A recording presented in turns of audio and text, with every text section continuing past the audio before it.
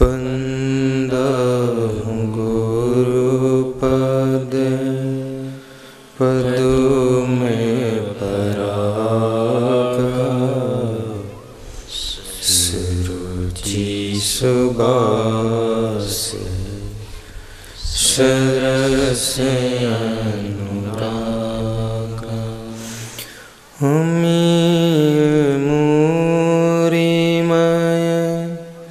चूरन चारु समान सकल भव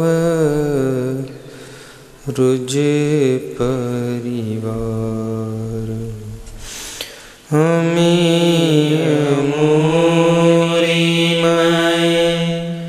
चूरन चारु समान सकल भव रुज परिवारु।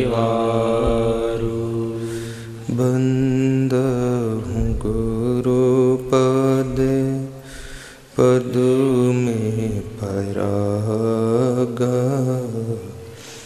सुरुचि सुबास सरस अनुरागा। श्रुतधाराय लक्ष्मी पापियों के घर हों। संत समागम हरि कथा तुलसी दुर्लभ।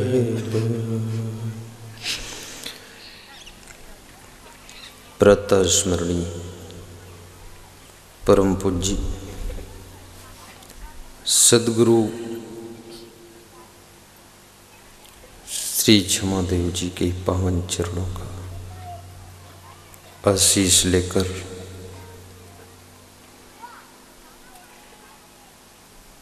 कबीर शोध संस्थान सनपैरी की पौड़ी धरा पर छत्तीसगढ़ प्रदेश में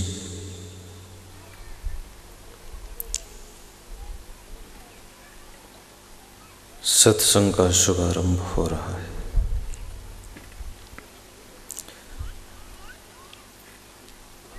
संसार को मंगलमय बनाने वाले ब्रह्मचर्य और वैराग्य से संपन्न समस्त संत महात्मा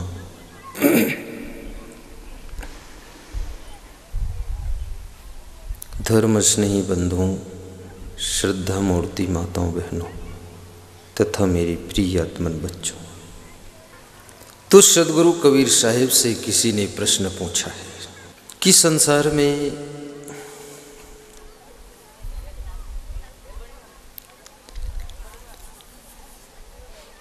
मनुष्य को कैसे जीवन जीना चाहिए।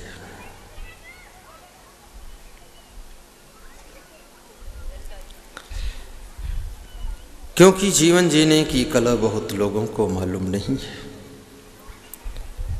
इसलिए बचपन में जैसा जीवन था उससे कठिन जवानी में हो जाता है।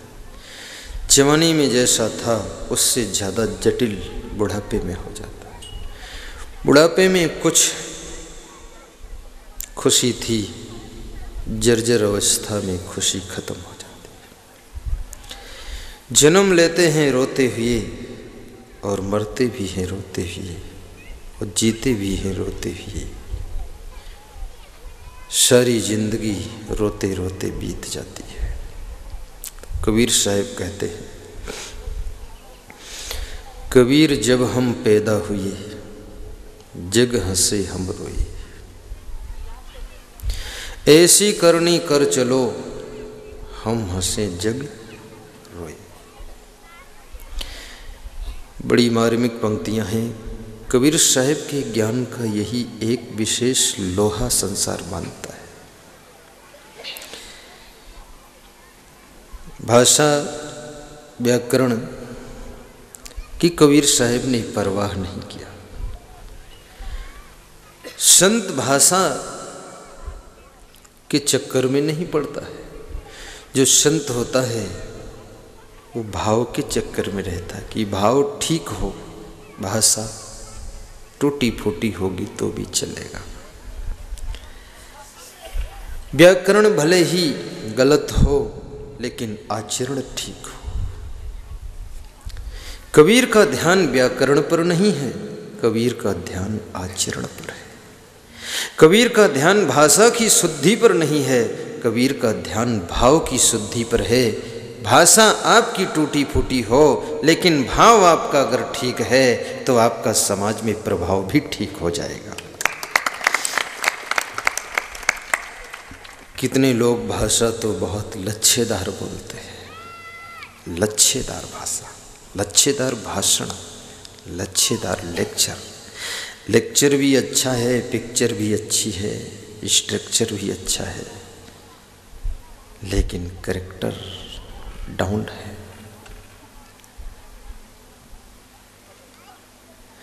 तो साहिब कहते हैं मेरी भाषा को ध्यान न देना। किसी कबीरपंथी संत से किसी व्यक्ति ने तर्क किया था आज की 40 वर्ष पहले। मुझे संतों ने कहानी सुनाया था। क्या तर्क किया कि कबीर साहिब की भाषा और व्याकरण में त्रुटि है, व्याकरण से कबीर का ग्रंथ ठीक नहीं है। तो कबीर पंथ के संत ने जवाब दिया था कि व्याकरण से कबीर का ग्रंथ ठीक नहीं है, लेकिन जिस व्याकरण से तुम कबीर साहिब के ग्रंथ को कहते हो ठीक नहीं है, वो व्याकरण किस व्याकरण से ठीक की गई है? जिस व्याकरण से तुम कबीर के ग्रंथ को ठीक समझना चाहते हो, मैं तो कहता हूँ वो व्याकरण ही ठीक नहीं है, कबीर का ग्रंथ ठीक है, जिससे लोगों का आचरण ठीक हो जाता है।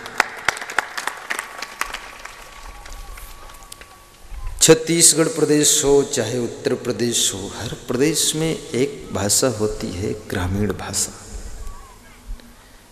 यहाँ भी मैं किसी भक्त के यहाँ जाता हूँ तो भक्त कहता है साहिब अलवा जलवा है, खा लो कुछ। भाषा तो टूटी फूटी है लेकिन भाव बेस्ट क्लास का है। कई भक्तों के यहाँ मुझे बहुत जाना होता तो जल्दी जल्दी करता हूँ तो भक्त कहते हैं साहिब हमारे यहाँ लकड़ धक्कर मत करो। भाषा कैसी है लेकिन भाव अच्छा है। भाव है थोड़ा शांति से बैठो, कहने का तात्पर्य है शांति से बैठो, अब आए हो जल्दी जल्दी मत करो। बिठाना चाहते हैं और दर्शन करना चाहते हैं। और आपकी भाषा भी अच्छी हो, आपका भाव भी अच्छा हो, आपका स्वभाव भी अच्छा हो, आपका प्रभाव भी अच्छा हो, तो फिर जीवन में 4 चांद लग जाते हैं। मैं ऐसा नहीं कहता हूँ कि आप भाषा को ठीक न करें, ठीक कर सकते हैं, लेकिन भाषा यदि न ठीक कर सके तो भी भाव यदि ठीक है, जिसका भाव ठीक है वो भाव सागर से पार हो सकता है। जिसका भाव ठीक नहीं, केवल भाषा ठीक है, वो भाव सागर में डूब सकता है। केवल भाषा से, सब्जेक्ट का ज्ञान होने से आप मोक्ष के लिए सिलेक्ट नहीं हो सकते, रिजेक्ट हो जाएंगे। मैंने सुना है एक मल्लाह नाव चला रहा था, उसकी नाव पर एक बहुत बड़ा विद्वान बैठ गया। विद्वान तार्किक था, काशी का पढ़ा हुआ था। कुछ लोगों की बुद्धि बहुत तार्किक होती है। कहते हैं हम बाल की खाल निकाल देते हैं, ऐसा बोलते हैं। तो मैं सोचता हूँ बाल में तो खाल होती ही नहीं, ये निकालेगा कैसे? लेकिन उसका अहंकार बोलता है कि बाल की खाल निकाल दूंगा। और वास्तव में बाल की खाल भले न निकाले, पर तुम भिड़ जाओ तो तुम्हारी तो खाल निकाल ही देगा। इसलिए ऐसे लोगों से थोड़ा हार मान लेनी चाहिए। मुझे राजस्थान में एक महात्मा मिला, बोला हम बाल की खाल निकाल देते हैं। मैंने कहा मैं आपसे दूर बैठूंगा, क्योंकि बाल में खाल होती नहीं, तो मेरी ही खाल निकाल दोगे तो हंसने लगा। मैंने कहा प्रवचन सुनाओ, बाल की खाल क्यों निकालोगे? बाल में खाल लगी रहने तो उसमें होती तो नहीं है, पर आप प्रवचन सुनाओ। भले नहीं, मंच पर कोई बोलेगा, अगर संभल कर नहीं बोला तो हम बाल की खाल निकाल देंगे। तो मैंने जनता से पूछा कि ये संत जी का प्रवचन आप सुनो। बोले हम इनका सुनना नहीं चाहते क्योंकि ये खाल निकालते हैं। ज़्यादा कुतर्कना किसी को पसंद नहीं। तो तार्किक था, विद्वान था। और याद रखना, विद्वान होना भी आसान है। विद्वता आसानी से मिल सकती है। विद्वता का क्षेत्र बुद्धि पर डिपेंड करता है। आप जितना बुद्धिमान होंगे आप विद्वान बन सकते हो। लेकिन विद्वान होने से भी कल्याण नहीं होता है। क्यों? कल्याण का रिश्ता विद्वता से नहीं है। कल्याण का रिश्ता आपके अंतःकरण की शुद्धता से है, और शुद्धता से विद्वता का कोई रिश्ता नहीं है। विद्वता से विद्वान होने का अहंकार आ जाता है, और शुद्धता से महान होने का फल प्राप्त हो जाता है, कल्याण होता है। शुद्धता सत्संग से मिलती है और विद्वता शिक्षा से मिल जाती है। शिक्षा प्राप्त करके तुम विद्वान बन सकते हो, दीक्षा प्राप्त करके तुम शुद्ध हो सकते हो। शिक्षा से विद्वता और दीक्षा से शुद्धता। इसलिए ऊंची से ऊंची शिक्षा प्राप्त करने के पश्चात भी दीक्षा प्राप्त करना बहुत जरूरी है। जिसको तुम लोग कहते हो कान फुकाना, राम नाम सुनना, ऐसा उसको हम कहते हैं दीक्षा प्राप्त करना। मैं जानना चाहूँगा इतनी बड़ी सभा में कितने लोगों ने दीक्षा प्राप्त किया है? हाथ ऊंचा कर दो। राम नाम कितने लोगों ने कान फुकाया है? इतने लोग। बैठ जाओ। बाकी लोग बच गए हैं, ये क्या फुकाना चाहते हैं? निगुरा मत रहना, गुरु बना लो। जिस देश में तुम्हारा जन्म हुआ है उस देश की ब्रह्मा, विष्णु, महेश, राम और कृष्ण, कबीर, तुलसी, सबने गुरु बनाया है। क्योंकि गुरु के बिना कल्याण का काम शुरू नहीं होता है। जैसे चाबी के बिना ताला नहीं खुलता है, ऐसे गुरु के बिना बंधन का ताला नहीं खुलता है, मोक्ष की मंजिल नहीं मिलती है। गुरु ऐसे है जैसे चाबी, तुम ऐसे हो जैसे ताला। चाबी के बिना ताला व्यर्थ हो जाता है, और छोटी सी चाबी मिल जाए तो ताला सार्थक हो जाता है। अगर संसारी को गुरु मिल जाए तो संसारी का जीवन सार्थक हो जाता है।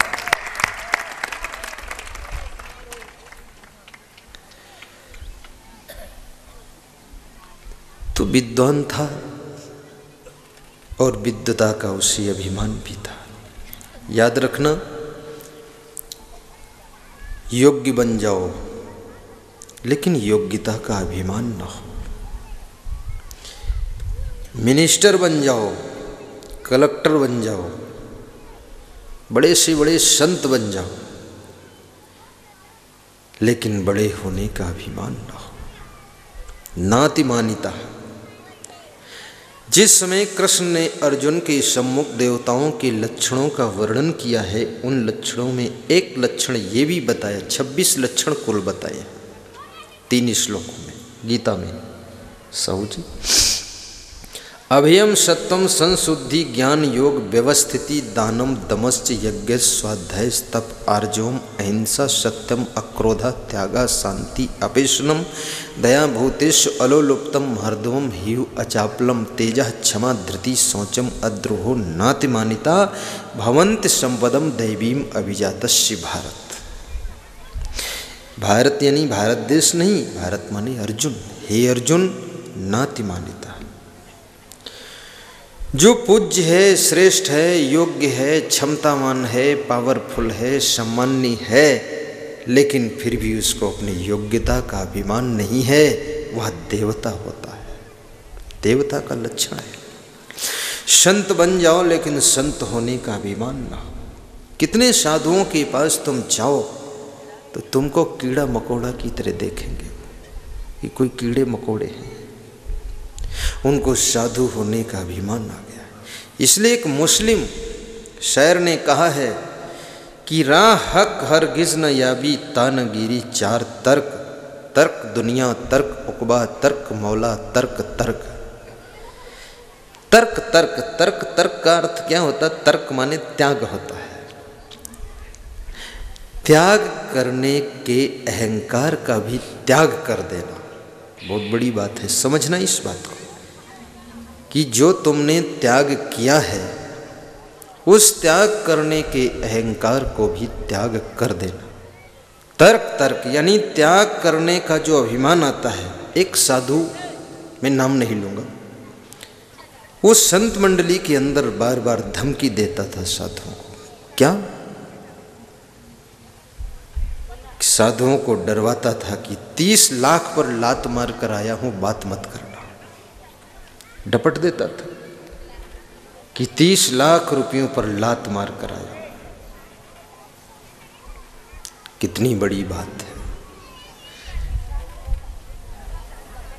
ये सुनकर कि सब साधु घबरा जाते थे। इधर देखो, उधर मत देखो।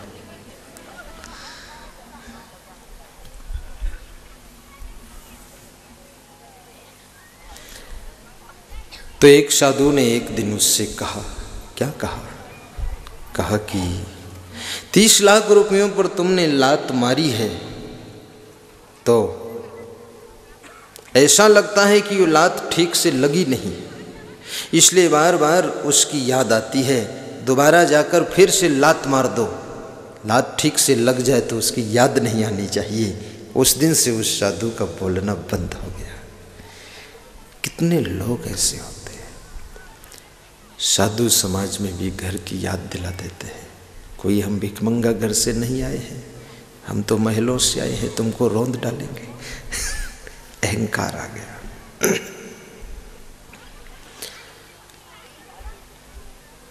विद्वान होने का अभिमान, और ये अभिमान हमेशा नुकसान करता है, याद रखना।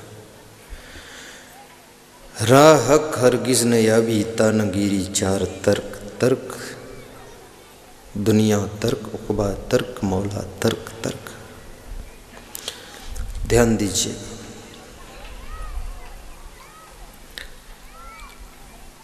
तो उस विद्वान ने मल्लाह से पूछा कि तुझे संस्कृत आती है? तो उसने कहा मुझे बिल्कुल नहीं आती है। तो विद्वान बोला कि तेरी 4 आने जिंदगी व्यर्थ में चली गई। जब संस्कृत नहीं आती, जो देव भाषा है, हिंदुस्तान में जन्म लिया, संस्कृत नहीं आती। इसमें कितने लोग हैं जिनको संस्कृत आती है? हाथ ऊंचा करो। संस्कृत आती है? कोई श्लोक बोलूं अर्थ बता सकते? नहीं। तो कहीं नहीं आती है। झूठ हाथ मत उठा। संस्कृत देववाणी है, देव भाषा। इसमें ऐसे कितने लोग हैं जिनको हिंदी आती है? हाथ उठाओ। ऐसे कितने लोग जिनको इंग्लिश आती है? ऐसे कितने लोग जिनको छत्तीसगढ़ी आती है?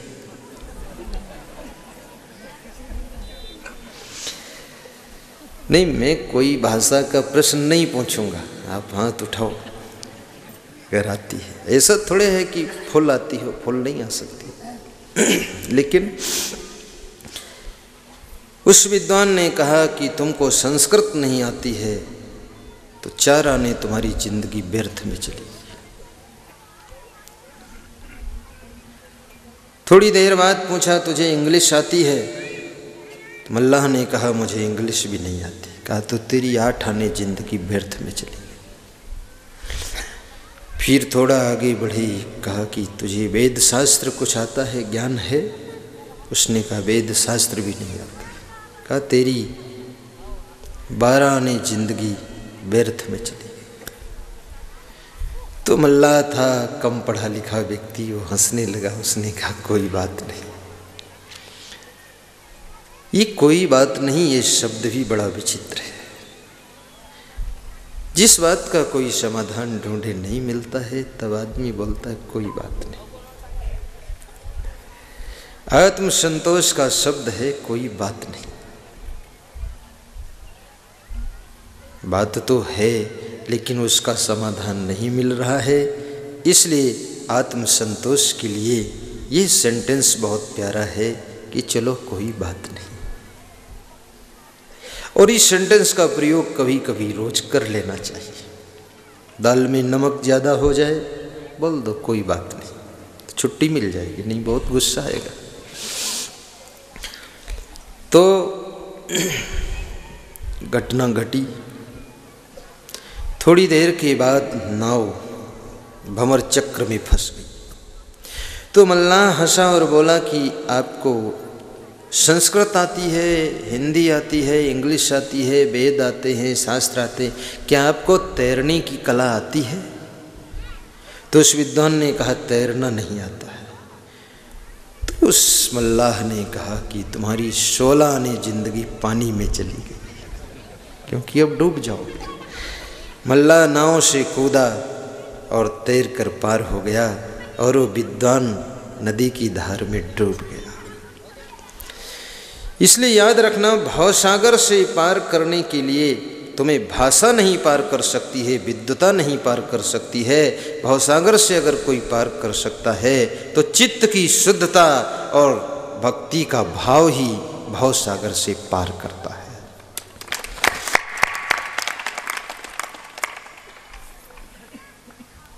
कबीर जब हम पैदा हुए, जग हंसे हम रोए, ऐसी करनी कर चलो, हम हंसे जग रोए। कबीर साहब कहते हैं जब तुम्हारा जन्म होता है, मनुष्य का बच्चा एक ऐसा बच्चा है जो जन्म के समय बहुत रोता है। पशु का बच्चा, पंछी का बच्चा आराम से जन्म ले लेता है और प्रेम से पड़ा रहता है। इसलिए भैंस के बच्चे का नाम पड़वा रखा गया है, क्योंकि जन्म लेने के बाद 2-4 दिन वो पड़ा रहता है, बिल्कुल रेस्ट में रहता है, कोई टेंशन नहीं है, सोता रहता है, पड़ा रहता है। जो ज़्यादा पड़ा रहे वो पड़वा है। मनुष्यों में भी बहुत से पड़वा हैं, बहुत पड़े रहते हैं, उठते ही नहीं। वो 2 पैर के पड़वा है, हम उनको कौन उठाए। भैंस का बच्चा तो पड़वा है ही, लेकिन मनुष्य का बच्चा भी पड़वा बन जाता है अगर आलसी है, काम नहीं करना चाहता। और आलस्य मनुष्य का सबसे बड़ा मीठा दुश्मन है।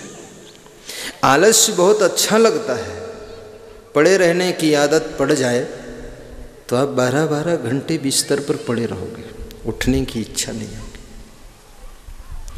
क्योंकि शरीर आदत पकड़ता है, मन भी आदत पकड़ता है, आपकी वाणी भी आदत पकड़ती है, आपकी इंद्रियां भी आदत पकड़ती हैं। पूरी आपकी बॉडी आदतों में बंधी हुई है। अगर बहुत कठोर बिस्तर पर सोने की आदत आपके शरीर ने पकड़ ली, कहीं कोमल बिस्तर पर सोना पड़ गया तो आपको नींद नहीं आएगी। अगर सिरहाना लगाकर, तकिया लगाकर सोने की आदत बॉडी ने पकड़ लिया तो जिस दिन सिरहाना नहीं मिलेगा उस दिन नींद नहीं आएगी। शरीर भी आदत पकड़ता है। इसलिए जो बहुत विवेकवान होते हैं वे शरीर को भी आदत से मुक्त रखते हैं। इंद्रियां भी आदत पकड़ती हैं आपकी, और आपकी वाणी भी आदत पकड़ती है। आपको गाली देने की आदत पड़ गई, कोई आदमी नहीं मिलेगा, गलती नहीं करेगा तो आप फिर अपने सामान को गाली देंगे, चाय को गाली देंगे, चाय को कहेंगे ये गर्म बहुत है, कुछ बोल देंगे गाली। मैं गाली बोलकर नहीं बताना चाहता हूँ, आप समझ लीजिएगा। कहीं आप घड़ी को गाली देंगे, चश्मा को गाली देंगे, क्योंकि आपकी वाणी ने आदत पकड़ लिया है। इसी प्रकार से आपकी जीवा भी आदत पकड़ती है और आपका मन भी आदत पकड़ता है। और आदत बंधन और दुखदायी होती है। पूरा जीवन आदतों के पिंजड़े में बंधा हुआ है। जैसे ये मनुष्य बीड़ी पीता है, केवल आदत पकड़ लिया उसकी बॉडी ने, हैबिचुअल हो गया। और मन की सबसे बड़ी आदत है कि नेगेटिव पॉइंटों को बहुत पकड़ता है, पॉजिटिव पॉइंट बहुत कम पकड़ता है। और मन बातों को बहुत पकड़ता है। मन इतनी बातों को पकड़ता है, नेगेटिव बातों को, अगर सन 1980 में आपको किसी ने कुछ गलत कह दिया था तो आज भी मन उसको पकड़ कर बैठा रहेगा कि उन्होंने हमको 30 साल पहले, 32 साल पहले ऐसा कहा था। और 20 साल पहले अगर किसी ने आपको सम्मान दिया था, पॉजिटिव बात थी, सकारात्मक बात, उसको मन भूल जाएगा। नेगेटिव बातों को पकड़ता है। आपको कोई अगर गाली दे दे रायपुर में तो याद रहेगी 10 साल तक, लेकिन कोई समोसा खिलाए तो भूल जाएगा। नेगेटिव पॉइंट पकड़ता है। और जिसका मन नेगेटिव बातों को पकड़ने का आदती हो गया, हैबिचुअल हो गया, वो आदमी कभी चैन नहीं पाता है, सुख नहीं पाता। क्यों? क्योंकि बातें तो बहुत होती रहती हैं सुबह से शाम तक। कहीं कोई पत्नी से बात निकल जाती, कहीं साले से, कहीं भाई से, कहीं पिताजी से, कहीं माँ से, कहीं बहन से, कहीं किसी से। तो इन सारी बातों को पकड़ पकड़ तुम बैठोगे तो कितना स्टॉक लंबा तुम्हारे पास होगा, तो ये टेंशन से मुक्त नहीं हो पाओगे।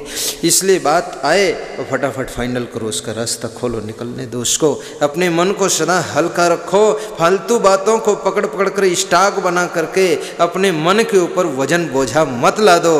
मन को फ्रेश रखो, हल्का रखो, तब जिंदगी में चैन और शांति मिल सकती है, अन्यथा बहुत मुश्किल है। और कभी कभी न चाहते हुए भी किसी के मुख से तुम्हारे लिए कठोर शब्द निकल सकता है। कठोर बोलने की भी आदत हो जाती है। आपसे प्रेम है, आपकी धर्मपत्नी आपको बहुत मानती है। तुम जब तक खाना नहीं खाओगे वो खाना नहीं खाती है। तुम आओगे नहीं तब तक वो सोती नहीं है, बैठी रहती है।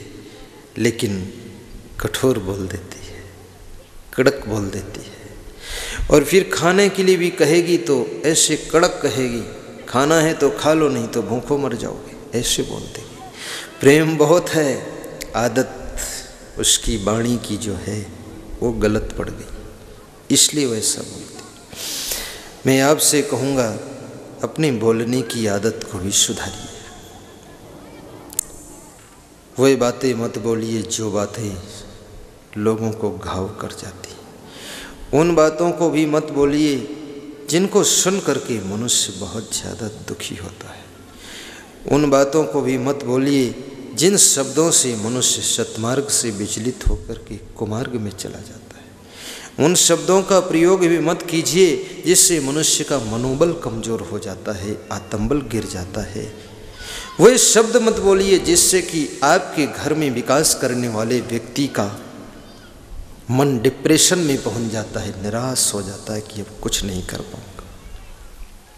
क्योंकि शब्द में बहुत बड़ी शक्ति होती है। तुम कुछ न कर सको, लेकिन कम से कम शब्द ऐसे बोलो जो काम करने वालों के अंदर उत्साह पैदा हो जाए। अर्जुन के संग में कृष्ण भगवान हैं। कृष्ण भगवान क्या करते थे? कृष्ण भगवान केवल शब्द बोलते थे, अर्जुन को प्रोत्साहित करते रहते थे। प्रोत्साहन भी एक बहुत बड़ी शक्ति है। आप अपने बेटे को प्रोत्साहित करो, आपका बेटा और अच्छा रिस्पांस देगा। तुम अपने पति को प्रोत्साहित करने वाले शब्द बोलो, आपका पति उत्साहित होकर के कुछ नया, कुछ अच्छा, कुछ बड़ा करके दिखाएगा। मनोबल डाउन करने वाले शब्दों का प्रयोग मत करो। भाइयों और बहनों, कृष्ण भगवान अर्जुन को केवल शब्दों से उत्साह बढ़ा रहे। अर्जुन तो हिम्मत हार गया था, रथ से उतर करके गांडीव रख दिया था कि मैं युद्ध नहीं कर सकता। लेकिन 700 श्लोक की गीता कृष्ण ने अर्जुन को सुनाया उस 700 श्लोकों के शब्द अर्जुन के मन पर प्रभाव डालते हैं। अर्जुन पुनः गांडी उठा लेता है, धनुष उठा करके, और युद्ध की टंकार लगा देता है और महाभारत को जीत लेता है अर्जुन। और जीत उसकी कैसे होती है? वो भगवान कृष्ण के शब्दों से उत्साह और प्रेरणा, प्रोत्साहन और प्रशंसा मिलने से अर्जुन की जीत हो जाती है। कृष्ण क्या कहते हैं? ये तो सब मरे हुए हैं, इनमें क्या मारना है?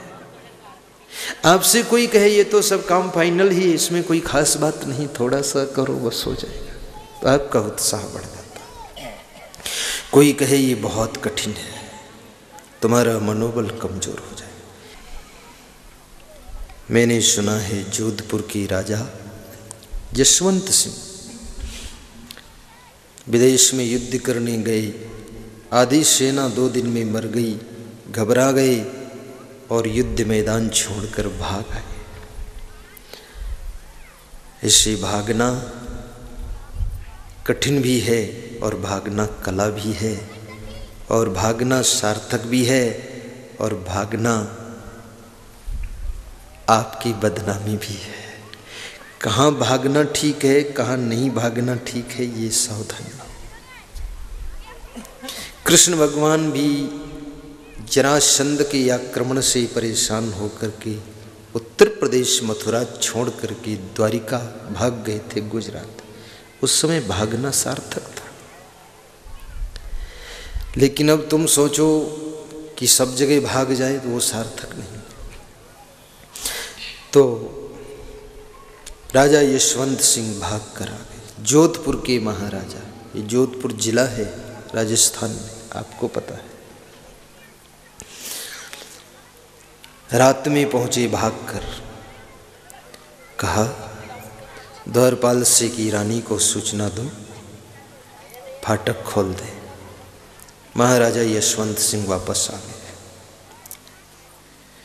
रानी को सूचना मिली तो रानी ने जो जवाब दिया वो जवाब सुनने जैसा है। रानी ने द्वारपाल से पूछा, महाराजा यशवंत सिंह आए, हमारे पति? बोले हाँ। अकेले हैं? बोले हाँ। सेना साथ में नहीं है? बोले सेना नहीं है। बोले जिंदा हैं कि मरे हैं? बोले जिंदा है। तो उस रानी ने जो उत्तर दिया वो उत्तर काम कर गया, शब्द काम करते। महाराजा यशवंत सिंह की महारानी ने कहा कि अगर मेरा पति होता, मेरा राजा होता, तो या तो उसकी लाश आती और या तो विजय पत्र लेकर के अपनी सेना के साथ वापस आता। ये भगोड़ों के लिए फाटक खुलने वाला नहीं है, जाओ बता दो कि वहीं बैठे, फाटक रात में नहीं खुलेगा। मेरा राजा होता, या तो लाश आती और या तो विजय पत्र लेकर आता, सेना के साथ आता। अकेले भाग कर आया, ये कोई और भगोड़ा होगा, ये मेरा पति राजा यशवंत सिंह नहीं। द्वारपाल भोला भाला था, जैसे कि तैसे शब्द उसने वहाँ आकर रिपीट कर दिए। कुछ लोग भोले भाले होते हैं, सरल, जो तुम कहो वही बात कह देंगे। कोई मित्र किसी को मिलने गया, वो आदमी अंदर बैठा था, अपने भांचा से कहा जाओ बता दो कि मामा घर में नहीं है। वो भांचा बाहर गया, उसने बताया कि मामा ने कहा है जाओ कह दो मामा घर में नहीं है। यथावत बता दिया। मामा के सिर पर सैकड़ों घड़ा पानी पड़ गया। मामा बोले अब तो मिलना ही पड़ेगा, ये लड़का तो बहुत भांचा ऐसे। बुलाया भांचा को, डांटा, तूने ऐसे? बोले मामा जो आपने बताया वही कह दिया हमने। आखिर मिलना पड़ा, ज्यों के त्यों शब्द कह दिए, फेर बदल नहीं किया। कभी कभी शब्दों में भी फिल्टर लगाना पड़ता है, ज्यों क्यों तो कहने से भी डिस्टर्ब हो जाता है, इसलिए फिल्टर लगा लीजिए।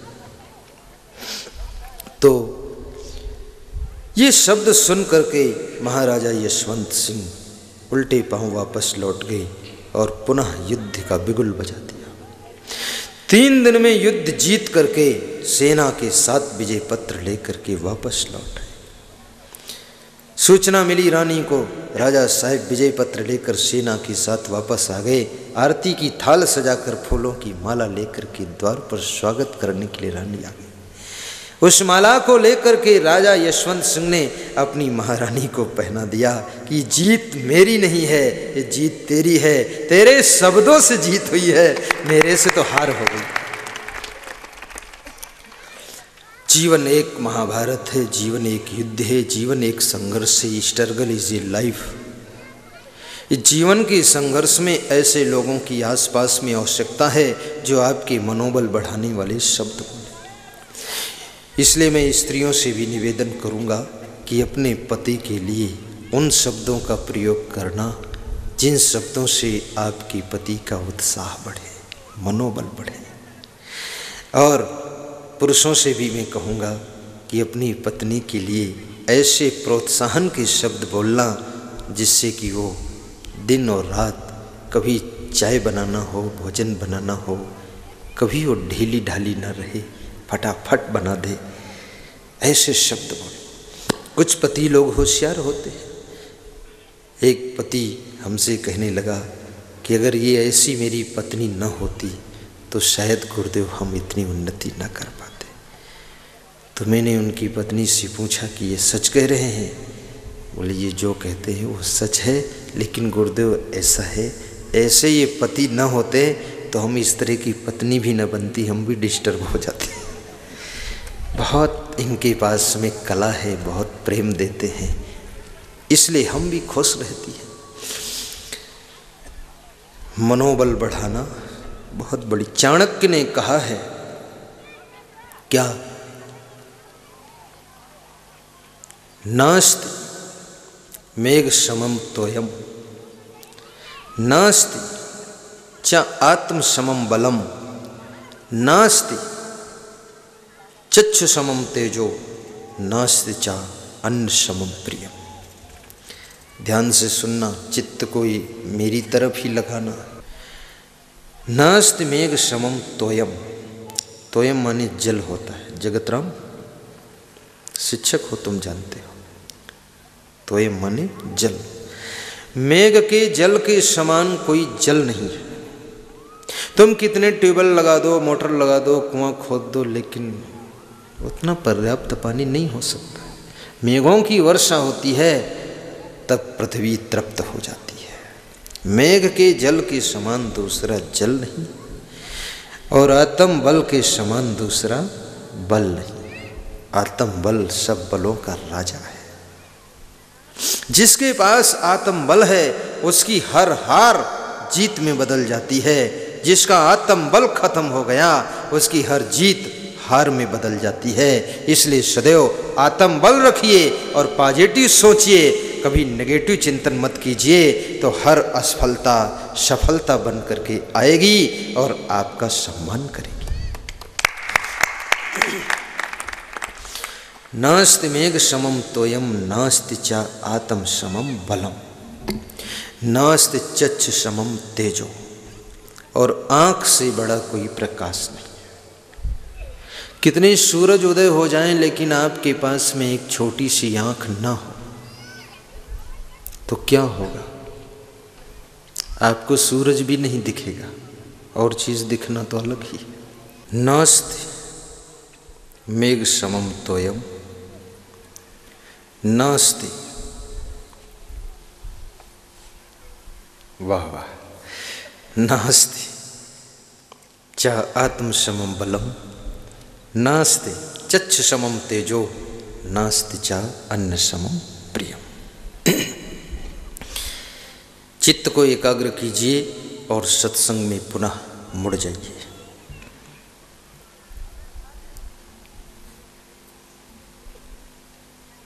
चाणक्य कहते हैं कि अन्न से प्रिय दूसरा कोई पदार्थ नहीं है। जब मनुष्य को भूख लगती है तो अन्न की ही तलाश करता है, कुछ खाऊं, क्या खाऊं। उसके पास में उस समय कितनी अच्छी साड़ी हो, गाड़ी हो, लाड़ी हो, बाड़ी हो, मकान हो, दुकान हो, लेकिन चाहिए भोजन। इसलिए भोजन का हर जगह महत्व है। शादी विवाह में जाओगे भोजन का प्रबंध है, सत्संग में जाओगे भंडारा का प्रबंध है, दावत में जाओगे भोजन का प्रबंध है। कहीं भी तुम जाओ क्योंकि 6 घंटे के बाद कुछ चाहिए। चाणक्य ने कहा कि अगर आपको भोजन न मिले तो आपके पास में जो घड़ी है उसको बेचकर भी कुछ खाने के लिए तैयारी करोगे। इसलिए ये श्लोक मैंने क्यों कहा, क्योंकि आपका जीवन उत्साह भरा हो, डिप्रेशन में आपका मन, निराशा में आपका मन न डूबे। निराश हुआ व्यक्ति मरे हुए व्यक्ति के समान होता है। निराशा मृत्यु का दूसरा नाम है। निराश हुआ व्यक्ति जीवित तो रहता है लेकिन मरे हुए जैसा रहता है, कुछ करने योग्य नहीं रह जाता है। निराश हुए व्यक्ति की शक्तियां, क्षमताएं, योग्यताएं सुषुप्त पड़ी रह जाती है। इसलिए कभी भी निराश मत हो। हिम्मत चाहिए इंसान को, हैरानी में बना हुआ काम बिगड़ जाता है, नादानी में बना हुआ काम बिगड़ जाता है, नादानी में। आज सबसे बड़ी समस्या नौजवानों के लिए बेरोजगारी की समस्या बहुत बड़ी है। आज का नवयुवक रोजगार के लिए भटक रहा है पूरे भारतवर्ष में। और मैं तो सोचता हूँ नवयुवक के भीतर बहुत बड़ी ऊर्जा है, एनर्जी है, कुछ कर सकता है। उसकी ऊर्जा का प्रयोग करने की समीकरण भी तैयार करना चाहिए।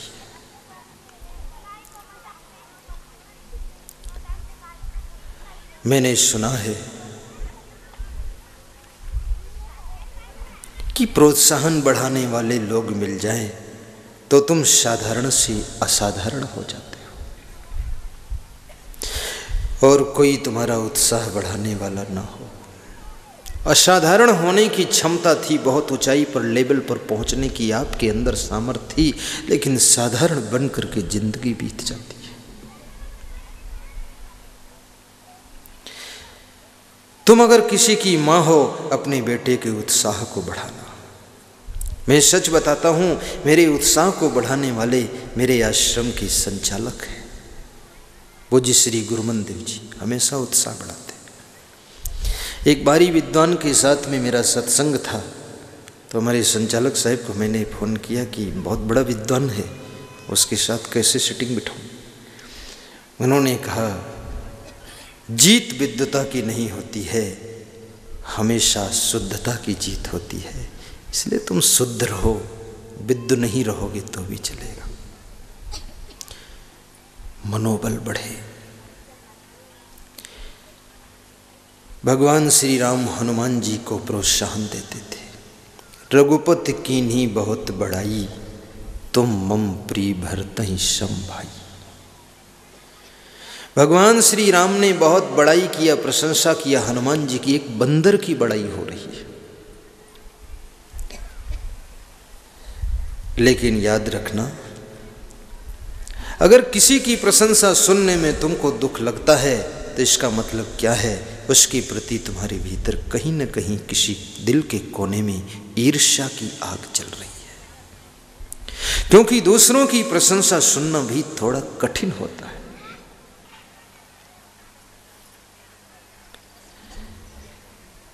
हनुमान जी की बड़ाई किया तो हनुमान जी ने कितने बड़े बड़े काम किया है। लंका भेजा था सीता का पता लगाने, वहाँ अक्षय कुमार का क्षय किया, अशोक वाटिका को उखाड़ कर फेंक दिया, लंका दहन कर दिया और सुरक्षित वापस आ गए। इसलिए अपने बेटे का भी मनोबल बढ़ाना, अपने पिताजी का भी मनोबल बढ़ाइए। मैं एक चीज़ आपको बता दूं, अगर चाहते हो कि रोज़ सफलता मिले, जब आपका पति बाहर जा रहा हो काम के लिए तो उसको दरवाजे तक विदा कर देना, और गाड़ी में बैठ जाए तो उसकी तरफ मधुर मुस्कुरा कर कह देना कि सफलता मिलेगी आपको ज़रूर, जल्दी वापस आ जाना।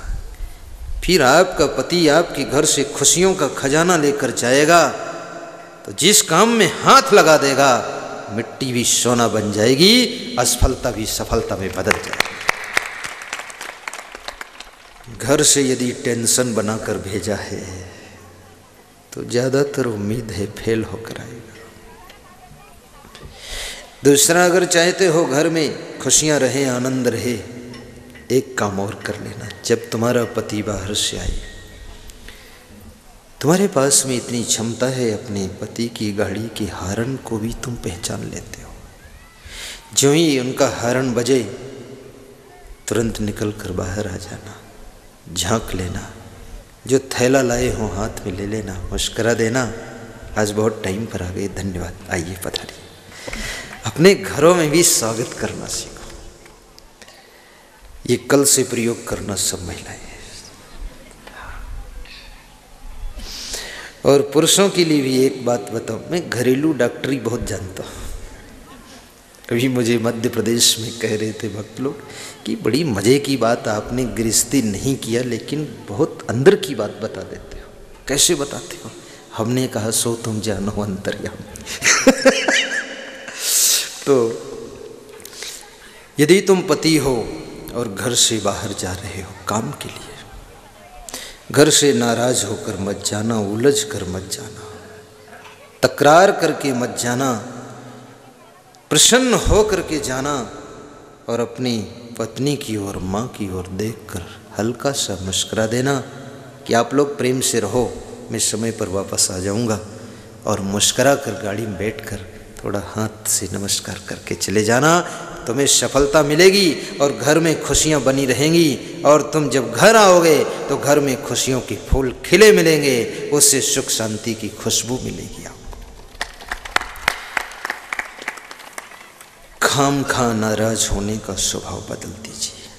हाई कोर्ट की वकील उमाशंकर वर्मा जी, उनके घर मेरी पधरौनी थी तो कह रहे थे, गुरुदेव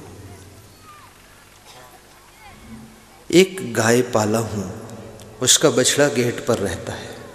जब मैं आता हूँ कोर्ट से तो अक्सर मैं गुस्सा में आता था, टेंशन में। बछड़ा से मिलन हो जाता है, वो बछड़ा कान हिलाता है, मुंह चमकाता है, पूँछ हिला देता है और मेरे पैरों में अपना सिर डाल करके खड़ा हो जाता है, तो मेरी टेंशन को डाइवर्ट कर देता है और मैं फिर खुश होकर अंदर घर में प्रवेश करता हूँ।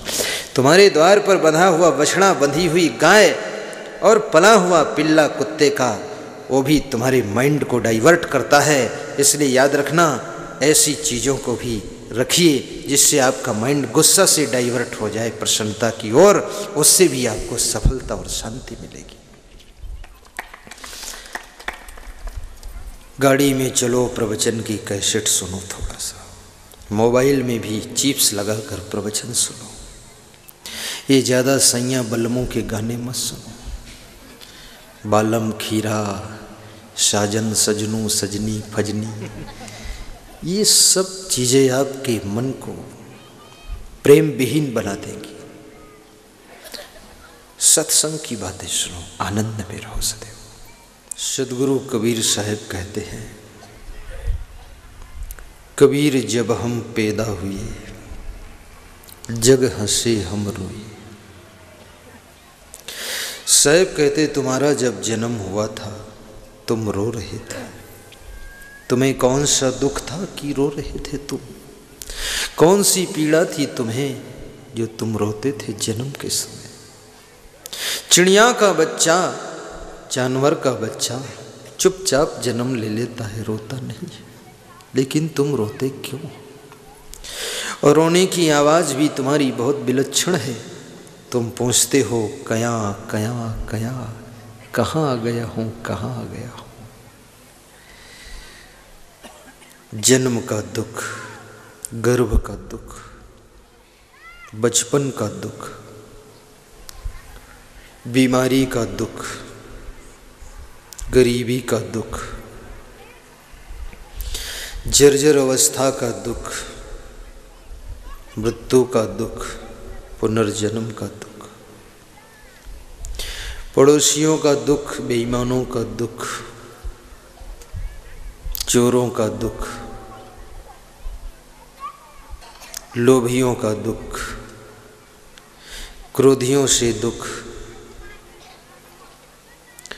दुख हजार हैं तुम अकेले हो, दुख की बाजार है तुम अकेले हो, सभी दुखों से तुम्हारा मुकाबला है।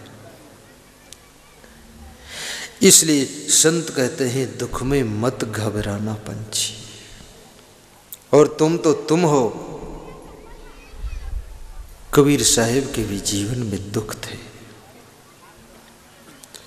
कबीर साहिब की 52 कसनी हुई है, ऐसा मैंने सुना है। बहुत दुख दिया उस समय के राजाओं ने, बादशाहों ने, क्योंकि कबीर एक ऐसे संत थे जो आडंबर और पाखंड के विरुद्ध बोलते थे, और किसी चीज के विरुद्ध बोलना अपने लिए खतरा पैदा करना। इसलिए बहुत जो होशियार होते हैं वे किसी का नाम नहीं लेते हैं, इनडायरेक्ट में बोल देते हैं, और जो थोड़ा डायरेक्ट बोलते हैं तो उनके लिए खतरा खड़ा हो जाता है।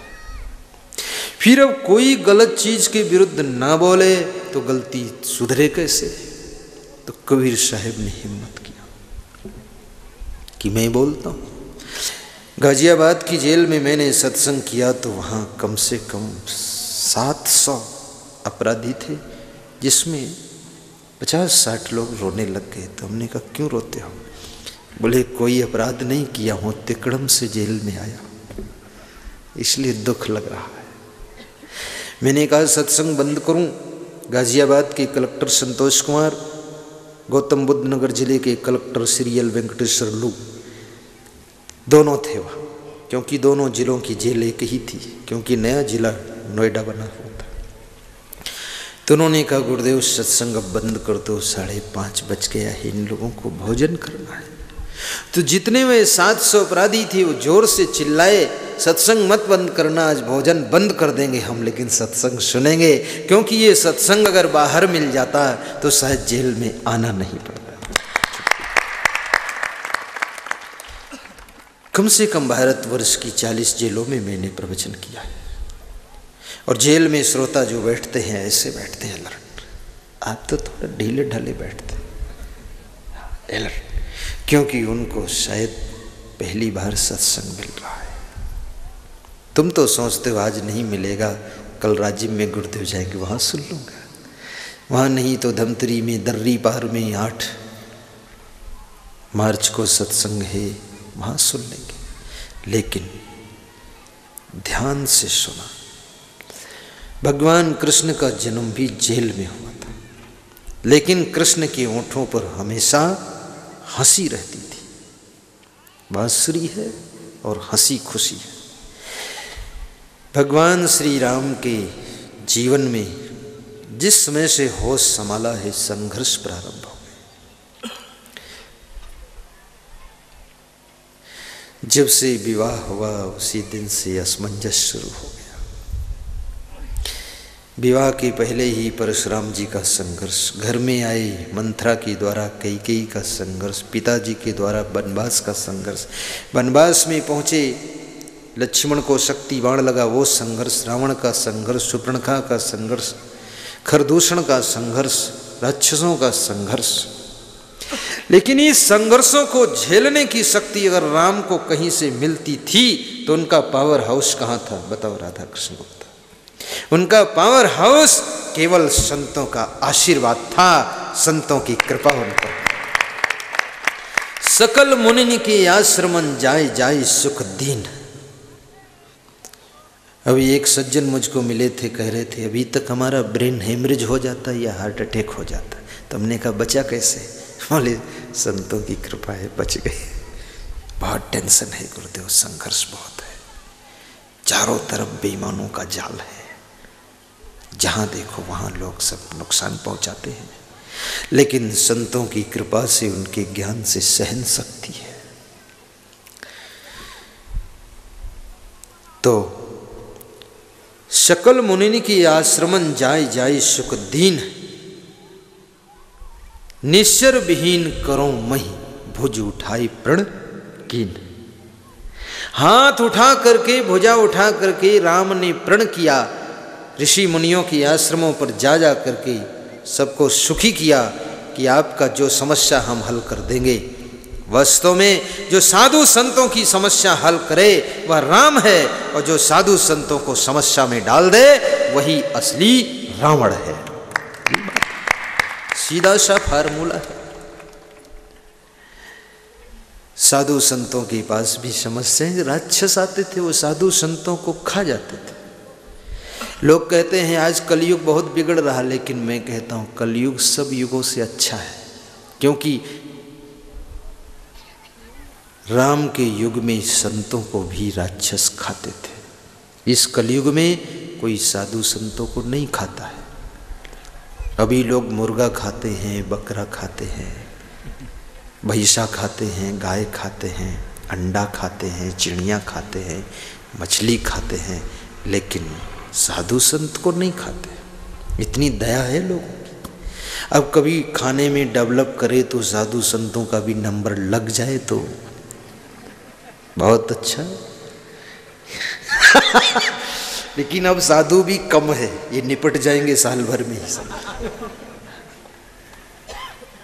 तो उस युग से तो ये युग ज्यादा बेहतर है। गुंडा से गुंडा, बदमाश से बदमाश भी साधु संत को नमस्कार कर लेता है। अरे महात्मा लोग हैं, छोड़ो यार कोई बात। मैं एक बार रात में जा रहा था, तो रात में 2 बजे थे, उत्तर प्रदेश में गाड़ी निकली, तो टार्च लगाया किसी ने, गाड़ी सट से मेरी निकल गई, स्पीड में थी। फिर मैंने सोचा पुलिस वाले होंगे, रोक दो देख लेते, बैक करो गाड़ी। बैक किया, पुलिस ड्रेस में थे। बोले आप महात्मा हैं क्या? हमने कहा हाँ। बोले तो जाओ कोई बात नहीं। हमने कहा आप कौन हैं? बोले हम डुप्लीकेट पुलिस से लुटेरे हैं, जाइए।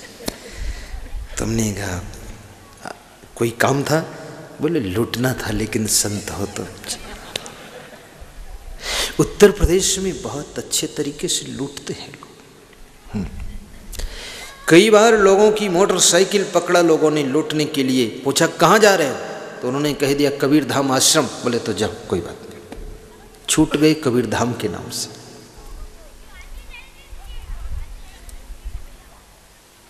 उनको भी साधु संतों पर दया आ जाती है। तो उस समय राक्षस साधु संतों को खाते थे, तो हड्डियों के ढेर लगे थे आश्रमों के साइड में, जंगलों में। हड्डियों के ढेर देखा राम ने, तो कहा ये हड्डियां किसकी? अस्थि समूह देखी रघुराया, देखा मुनि ने लागी उरिदाया। हड्डियों के देख करके भगवान श्री राम को दया गई और रो पड़े, आंसू आ गए। किसी को दुखी देख करके, कष्ट में देख करके अगर आपके आंसू आ जाएं तो भगवान का लक्षण है, और किसी को सुखी देख करके आपको ईर्ष्या होने लग जाए, ये राक्षस का लक्षण है। पर दुखेन यो दुखी सुखो यस परस्त्रिया संसारे यस्मिन स विज्ञा साक्षात देव हरि स्वयं। पद्म पुराण के ऋषि ने कहा है, दूसरों के सुखों को देख करके जो प्रसन्न होता है और दूसरों के दुखों को देखकर जो दुखी हो जाता है, वो साक्षात हरि भगवान समझने योग्य होता है। इस संसार में उसको भगवान का रूप समझना चाहिए। संतों को दुखी देख करके राम भगवान दुखी हो गए, और संतों का दुख मिटाने के लिए उन्होंने संतों से कहा तुम साइड में रहो, ये हम अपने ऊपर ले लेते हैं। तो सीता का हरण करा दिया कि कोई मुद्दा बनाना चाहिए, ऐसे कैसे करो। सीता का हरण करा दिया कि कुछ मुद्दा बन जाए, और साधु संतों का मुद्दा साइड में कर दिया। क्योंकि साधु संतों के नाम पर रावण का वध कर दूं तो साधु संत बदनाम हो जाएंगे, क्योंकि ये तो दया मूर्ति, दया सिंधु होते हैं। इसलिए मैं अपने मुद्दे को बना लेता हूँ। मेरी सीता का हरण किया, लक्ष्मण को शक्ति बाण मारा, इसलिए रावण से मेरा युद्ध हुआ, तो रावण को हमने मारा, ऐसा अपना मुद्दा बना लिया। समझदार व्यक्ति कभी भी महान पुरुषों का मुद्दा नहीं बनाता है, स्वयं आगे आ जाता है। कि अटैक करो मेरे ऊपर, क्योंकि उनको सुरक्षित रखना है। नासमझ व्यक्ति अपने को बचा लेता है और महान पुरुष को भी आगे कर देता है। समझदारी का खेल है। भगवान राम ने संतों को साइड में कर दिया और स्वयं मुद्दा बना लिया। आप संतों की रक्षा करो, संतों की सेवा करो और संतों की समस्या हल करो, तो आपके भीतर राम का प्रभाव पैदा हो जाएगा और आपका जन जन में गुणगान होगा और आप इस धरती को स्वर्ग बनाने के लिए आए हो और वो कार्य तुम पूरा कर डालोगे। यदि सज्जनों को सताया जा रहा है, दुखाया जा रहा है, तो याद रखना ये रावण का कृत्य है। यदा यदा ही धर्मस्य ग्लानिर्भवति भारत अभ्युत्थानम् अधर्मस्य तदात्मानं सृजाम्यहम् परित्राणाय साधूनां विनाशाय च दुष्कृतां धर्म संस्थापनार्थाय संभवामि युगे युगे। जब जब धर्म की हानि होती है तब तब मैं आ जाता हूँ। धर्म नष्ट हो रहा हो और उसकी रक्षा के लिए तुम खड़े हो जाओ तो समझ लेना तुमने एक अवतार लिया है धर्म की रक्षा के लिए, क्योंकि मनुष्य के रूप में ही अवतार शक्ति लेती है। हो सकता है तुम्हारे रूप में ही वो शक्ति आई है धर्म की रक्षा के लिए। जब जब हो ही धर्म की हानि बढ़ी असुर अधमे अभिमानी। सत्संग को बढ़ाने के लिए, सत्मार्ग को फैलाने के लिए, संस्कारों को जगाने के लिए, समाज को सुधारने के लिए अगर आपकी शक्ति, आपकी योग्यता, आपकी ताकत का प्रयोग हो रहा है तो ये अवतारी पुरुष का लक्षण है। धर्म की रक्षा के लिए अगर आपके हाथ आगे उठ रहे हैं। जब जब हो ही धर्म की हानि बढ़हि असुर अधमे अभिमानी। तब तब प्रभु धरी मनुज शरीरा हरहि सकल जन भव पीरा। तब तब प्रभु धरी मनुज शरीरा हरहि सकल जन भव पीरा। जब जब हो ही सत्संग से धर्म की रक्षा होती है। संत धर्म दूत होते हैं और नेता वो राजदूत होता है। राजनीति और धर्म नीति दोनों पटरियों पर चल करके विकास और शांति मिलती है। धर्म की रक्षा के लिए जो समर्पित हो वह अवतारी पुरुष होता है। अपने घरों में भी धर्म की रक्षा करना, पिता का धर्म, पुत्र का धर्म, सासू का धर्म, बहू का धर्म, पड़ोसी का धर्म, डॉक्टर का धर्म, वकील का धर्म, साधु का धर्म, गुरु का धर्म, शिष्य का धर्म, नाती का धर्म, लाड़ी का धर्म, ड्राइवर का धर्म। अपने धर्म को कभी छोड़ना मत। आपका हिंदू धर्म है, सिख धर्म है, कोई धर्म है, लेकिन उसके साथ साथ में आपका मानव धर्म है और मानव धर्म से अनेक धर्म जुड़े हैं। आपके रिश्तों के भी धर्म जुड़े हैं। आप यदि किसी की सासू हैं तो सासू होने का धर्म भी निभाना, अपनी बहू को संभाल कर रख लेना, क्योंकि बहू की वजह से ही तुमको सासू होने की डिग्री मिली है। शिष्य न होता तो तुम्हें गुरु कौन कहता, भक्त न होता तो भगवान कौन कहता, और बहू न होती तो वे सासू कौन कहता। इसलिए बहू का आदर रखना, अन्यथा कितनी बहुओं ने सासू की डिग्री वापस ले ली है। कबीर जब हम पैदा हुए जग हंसे हम रोए, ऐसी करनी कर चलो हम हंसे जग रोए। साहिब कहते हैं रोते हुए तुम्हारा जन्म हुआ है, लेकिन मुस्कराते हुए जिंदगी जीना और हंसते हंसते संसार छोड़ करके मर के जाना। इस संसार में मृत्यु तो अनिवार्य है, कोई शरीर से अमर नहीं है, सबको एक दिन मरना पड़ता है। लेकिन अगर आत्मबोध आपको हो गया, आत्म साक्षात्कार हो गया, स्वरूप ज्ञान हो गया, तो आप मृत्यु को गले लगा लेंगे। फिर आप समझ जाएंगे कि शरीर की मृत्यु होती है लेकिन मेरी मृत्यु नहीं होती है। तुम कौन हो? तुम शरीर नहीं हो, शरीर से अलग शुद्ध बुद्ध चैतन्य स्वरूप आत्मा हो। सोहन लाल जी ध्यान देना। कौन हो तुम?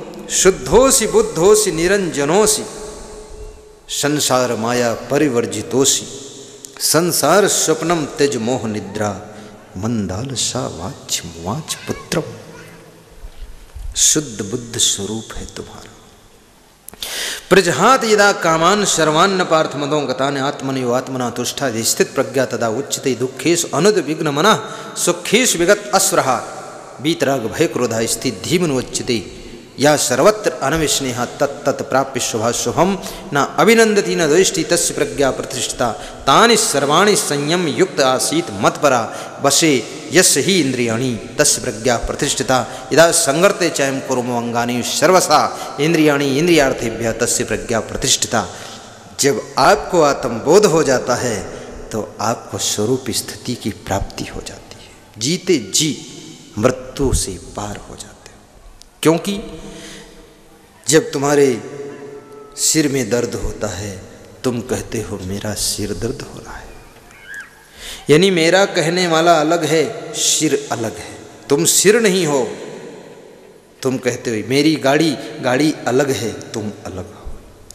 तुम कहते हो मेरा सिर दर्द हो रहा, यानी सिर अलग है, तुम अलग हो। तुम सिर नहीं हो, तुम सिर के ज्ञाता हो। तुम कहते हो मेरे पेट में दर्द हो रहा, यानी पेट अलग है, तुम कहते हो मेरे शरीर में पूरा बॉडी में पेन हो रहा, यानी बॉडी अलग है, तुम अलग हो। तो तुम कौन हो? हु एम आई, मैं कौन हूँ, इसको समझो। तुम शरीर नहीं हो, सिर नहीं हो, पेट नहीं हो, टांग नहीं हो, हाथ नहीं हो, आँख नहीं हो, तो तुम कौन हो? तुम शुद्ध बुद्ध चैतन्य स्वरूप अमर अविनाशी आत्मा हो, जिसको मौत मार नहीं सकती है, कोई नष्ट नहीं कर सकता है। नैनम छिन्नंत शस्त्राणि नैनम दहत पाव का न चैनम क्लेदन्त्यापो न शोष्यत मारुता। जिसको शस्त्र छेदन नहीं कर सकते, पानी भिगा नहीं सकता, हवा सुखा नहीं सकती, आग जला नहीं सकती, ऐसा तुम्हारा स्वरूप आत्मा का स्वरूप है, जिसको मारा नहीं जा सकता, जिसका जन्म भी नहीं होता। शरीर का जन्म होता है लेकिन आत्मा का जन्म नहीं होता है, और जिसका जन्म होता है उसी का मरण होता है। जिसका जन्म नहीं वो मरता भी नहीं, और जो मरता नहीं वो जन्मता भी नहीं। तुम कभी न जन्म लेते हो न तुम्हारा मरण होता है। इस शरीर जन्म लेता है और शरीर की ही मृत्यु होती है। तुम शरीर के दृष्टा हो, शरीर के ज्ञाता हो, साक्षी हो, अजर अमर अविनाशी आत्मा हो। तुम मौत से क्यों डरते हो? कबीर साहब कहते हैं, जेहि मरने से जग डरे मेरे मन आनंद, कब मरी हूँ कब पाई हूँ पूर्ण परमानंद, पूर्ण परमानंद। जिस मृत्यु से सारा संसार डरता है, घबराता है, कबीर साहब कहते हैं उस मृत्यु का नाम सुनकर के मेरे मन में आनंद उठ रहा है। मैं सोचता हूँ कब मृत्यु जल्दी आ जाए, उसको स्वीकार करूँ ताकि पूर्ण परम आनंद को प्राप्त हो जाऊँ, इस शरीर का भी झंझट खत्म हो जाए और मोक्ष मिल जाए, सदा सदा के लिए मुक्त हो जाऊँ और हमारी आत्मा का कल्याण हो जाए। जेहि मरने से जग डरे मेरे मन आनंद, कब मरी हूँ कब पाई हूँ पूर्ण परमानंद। लेकिन जहर खाकर मत मरना, फांसी लगाकर मत मरना, आत्महत्या करना महापाप है। जीने के लिए जन्म हुआ है। कहते हैं ना, तुम काम करते हो काहे के लिए? खाने के लिए, ऐसा बताते हैं। और खाते किस लिए हो? जीने के लिए। जीते किस लिए हो? मरने के लिए। सीधा फार्मूला है। लेकिन ऐसा नहीं है। काम करते हो, कुछ लोग नहीं भी काम करते हैं और खाते रहते हैं। बड़े कलाकार होते हैं, फोकट का खाते रहते हैं। एक आदमी कह रहा था 20 साल हो गए कभी भी घर में नाश्ता नहीं किया। फिर कहाँ करते हो? बोले किसी के द्वार पर निकल जाता हूँ, 2-4 गप्पा मारता हूँ, नाश्ता कर लेता हूँ। प्रसन्न रहना जीवन की बहुत बड़ी संपदा है। हंसते हुए जिंदगी को बिताना ये जीने की कला है। कलय कलेश में उलझन में जिंदगी बिताना ये जीवन की हार है।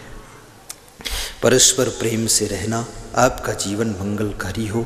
नशा व्यसन से छुटकारा लेना, उन आदतों को छोड़ देना जिससे घरों में पीड़ा होती है। संतों की सेवा रक्षा करना, धर्म की रक्षा करना, अपने परिवार में सुख शांति रखना, सत्संग से जुड़े रहना, संभव हो सके अपने क्षेत्र गांव शहर में भव्य सत्संग समागम कराना जिससे हजारों लोगों को जीने की सूत्र प्राप्त होते हैं, उनकी ज़िंदगी मधुर बनती है। ऐसा भी पुण्य का कार्य करना, आपका जीवन सुखी हो, प्रसन्न रहे, ऐसी मैं शुभकामना करता हूँ। सीधे बैठिए, घुटनों पर हाथ रखिए, पहली अंगुली अंगूठा जोड़िए। सर्वे भवन्तु सुखिनः, सर्वे सन्तु निरामया, सर्वे भद्राणि पश्यन्तु, मा कश्चित् दुःखभाग् भवेत्। सुखी बसे संसार सब, दुखिया रहे न कोई, ऐसी मेरी भावना पूर्ण करो प्रभु सोई। शांति शांति शांति।